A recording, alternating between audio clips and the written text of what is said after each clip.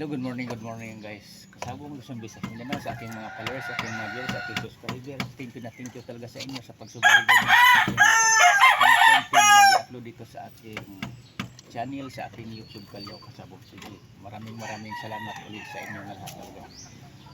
Ito naman ipakilala ko sa inyo sa umaga na ito ngayon. Ito na siya ang linyada din sa manok na process ko ng hot. Ang ama nito, Boston Sweeter, ang ina Talisay. Ito ang sample prueba ko sa inyo na parang manatiling gusto ang pangkawan sa aking mga manok. Ito ibigay ko prueba sa inyo. Yan, kita nyo maputik ang paa dahil lupa talaga ang pinaglagyan ko. Gumagawa talaga ko ng paraan na ang aking mga manok, kahit nandito ako sa Metro Manila, na hindi nakalagay-lagay lang sa simento at bubang kita. Hinanapan ko talaga nagluti na may lupa sila, lupa ang mapaglagyan, hindi simento. Kasi kung sa simento maglaki ang manok natin mula pagkasisiw, mabagal at sa karamihan yan mangsira-sira ang paa, karamihan yan mga magkaroon ng tibak sa simento at saka mahina ang resting sa manok na sa simento walang nilagay-lagay, hindi sa lupa, hindi nakakuha kalay-kalay.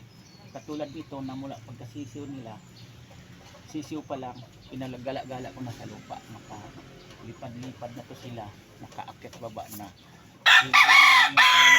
Pinaglagyan ko dito mga flying pins mismo yan, o may mga dapuan yan, pati yung sa kabila naputik dahil umuulan dito. Kagabi, kahapon umuulan din yan. Ito lang sample prueba ko sa inyo, at saka advantage ang manok na hindi naglaki kulungan, hindi naglaking simento lang ang pinaglagyan. Iba talaga ang nasa lupa nilagay, kasi mabukod na malakas ang mga tuhod niyan. Sa totoo lang, ang manok naglaking kulungan tapos pag ibaba mo, ilagay mo lang sa simento, bubang kita, magkaiba talaga. Mas mabagal talaga ang manok na maglaki lang simento. Di tulad nito na nasa lupa, sisiw pa lang, naka-exercise na ang mga pakpak lang, mga paa, mga malakas talaga.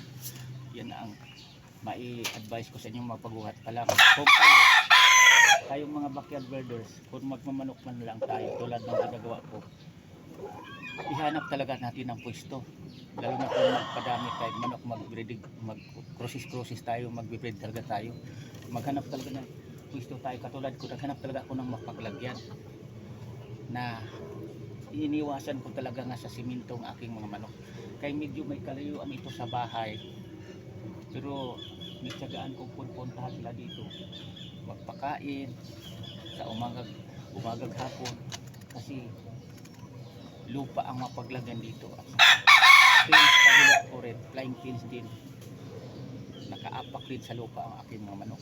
Ayaw ko yung manok kasi nga maglaking kulungan o simento lang, dahil naranasan ko na talaga yan. Pagdating sa labanan, pagdating sa kahirapan, sa basahan, mas advantage ang manok na hindi naglaking kulungan, hindi naglaki sa simento. At saka yung mga manok ko, di ka makakita dito may mga tibak.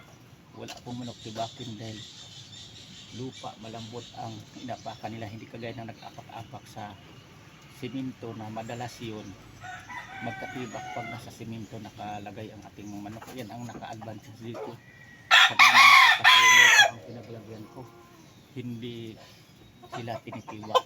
At saka hindi rin lahing tibakin, kasi may manok din kasi na lahing tibakin, yung mga makapal ang mga talampakan, lahi din tibakin yan. Kunting ano lang yan, madumihan, di mo malinis agad, lalo na kung nakakulong lang, titibakin yan.